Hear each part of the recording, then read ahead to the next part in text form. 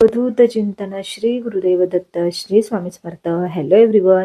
तर आजच्या दिवसाची छान सुरुवात आपल्या दत्त महाराजांच्या दर्शनाने झालेली आहे आणि फायनली आम्ही 2 ते 3 दिवसांच्या ट्रिपसाठी बाहेर निघालेलो आहोत. आम्ही ट्रिपला निघालो नाही तरच आम्हाला रस्त्यामध्ये असे ढग दिसले. तर तुम्हालाही असं वाटतंय का की ढगात आल्यासारखं? तर आम्हालाही तसंच वाटत होतं, पण ते फक्त पाहायला छान वाटत होतं. नदीची अवस्था खरंच खूप बिकट झालेली आहे आणि दुर्गंधी सुद्धा पसरलेली आहे. फक्त दिसायलाच ते छान दिसते. तर आमच्या ट्रिपची सुरुवात झाली आणि एका गाडीमध्ये मी, माझे मिस्टर आणि बच्चे कंपनी होते आणि दुसऱ्या गाडीमध्ये आमच्या सोबतची फॅमिली होती. तर अशा 2 गाड्या घेऊन आम्ही चाललो होतो. पण आता कुठेही छोट्या मोठ्या ट्रिपला जायचं म्हटलं ना की आम्हाला पहिली खादडी सुचते. म्हणजे कोणाकोणाचं असेल मला नक्की कमेंटमध्ये सांगा की ट्रिप राहते बाजूला, फक्त खाण्याची उत्सुकता प्रत्येकाला असते. जिथे वेगवेगळं काय दिसेल की तिथे थांबायचं आणि ते घ्यायचं.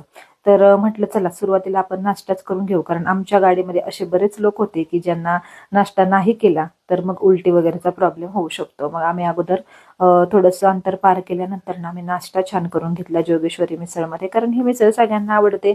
पुण्यामधली आमच्या जवळचीच फेमस मिसळ आहे. यांची पुणे आणि पुण्याच्या बाहेर देखील शाखा आहेत.